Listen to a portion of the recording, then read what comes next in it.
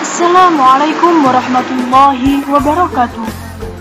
Di sini saya, Nelly Cornelis, akan membahas tentang dimensi rasional dalam pemikiran Muhammad Abduh yang melingkupi studi bidang pendidikan, politik dan sosial, serta keagamaan. Pertama, kita akan membahas tentang historitas kehidupan Muhammad Abduh. Nama asli dari Muhammad Abduh adalah Muhammad bin Abduh bin Hasan bin Khairullah, lahir tahun 1849 Hijriah di Mahallah Nasr di Mesir. Ayahnya berasal dari suku Kurdin dan ibunya berasal dari keturunan suku Quraisy yang masih garis keturunan dari Umar bin Khattab radhiyallahu anhu. Beliau berasal dari keluarga yang sederhana, berprofesi sebagai petani, dan orang tuanya pun sangat memperhatikan hal pendidikan. Dari orang tuanya, ia belajar baca tulis dan pada umur 12 tahun, beliau sudah menyelesaikan hafalan Al-Quran. Ia kemudian meneruskan pendidikannya di perguruan tinggi agama di Masjid Al-Ahmadi di kota Tamsil. Kemudian, karya-karya beliau yaitu ada 6. Yang pertama yaitu Risalah at-Tauhid, yang kedua analisa dan penjelasan kitab, yaitu kitab Al-Basair al-Quraisy-Qusairiyah Imam Al-Tusi. Kemudian yang ketiga yaitu analisa dan penjelasan terhadap kitab Dalalain Al-Ijaz dan Asrar al-Balaghah Imam Al-Jarjani. Kemudian yang keempat, Al-Islam wa an-Nasraniyah baina al-ilmu wal al-madaniyah. Kemudian karya yang kelima yaitu Al-Amal al-Khamilah. Kemudian karyanya yang terakhir yaitu Silsilah Al-Amal al-Majhulah. Selanjutnya tentang geologi dan corak pemikiran Muhammad Abduh. Jadi Muhammad Abduh adalah seorang pemikir muslim yang hasil-hasil pemikirannya selalu dibicarakan dan dirujuk oleh banyak kalangan. Karenanya masih banyak pemikiran Muhammad Abduh yang hidup sampai sekarang, termasuk dengan bidang pendidikan. Selain sebagai ahli tafsir, Muhammad Abduh dikenal luas sebagai pembaharu, dan salah satu aspek pembaharunya adalah dalam bidang pendidikan. Menurut Nur Khalis Majid, Abduh memiliki pemikiran modern dan dipengaruhi oleh Ibnu Taimiyah dalam berijtihad dan dipengaruhi oleh paham Wahabi dalam hal pemurnian akidah. Ia juga dipengaruhi oleh pemikiran Mu'tazilah, dipengaruhi oleh filosof rasionalisme Islam dan juga sosiolog Muslim Ibnu Khaldun dalam kajian empirik. Karena wawasan modernnya membuat Abduh menjadi tokoh yang berpengaruh.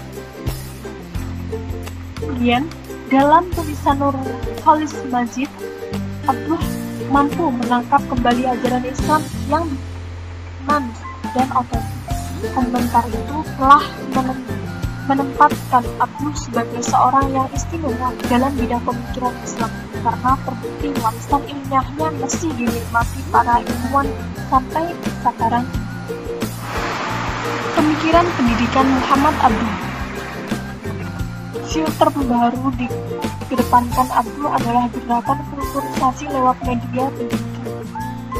Kemudian, Abduh berpendapat bahwa kewajiban belajar itu tidak hanya mempelajari buku-buku klasik berbahasa Arab yang berisi dogma ilmu kalam untuk membela Islam. Akan tetapi kewajibannya belajar juga terletak pada mempelajari sains-sains modern serta sejarah dan agama Eropa agar diketahui sebab-sebab kemajuan yang telah mereka capai. Usaha awal reformasi Abduh adalah memperjuangkan mata kuliah filsafat agar diajarkan di Al-Azhar. Kemudian pemikiran pendidikan yang selanjutnya yaitu usaha Abduh untuk mengusung pembaharuan sistem pendidikan yang menghilangkan dikotomi pendidikan, justru membuat Abduh terpental, sehingga kembalilah Al-Azhar pada keadaan semula dengan segala macam kurikulum yang empirik. Yang selanjutnya pemikiran sosial keagamaan. Pemikiran sosial keagamaan menurut Abduh, faktor penyebab kemunduran umat Islam adalah paham julid yang terdapat di kalangan umat Islam yang menjangkiti di semua ranah bahasa, syariah, akidah, dan sistem masyarakat.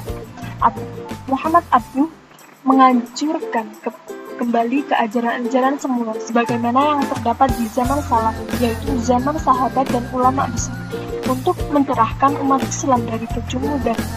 Abduh menerbitkan majalah Al-Manar.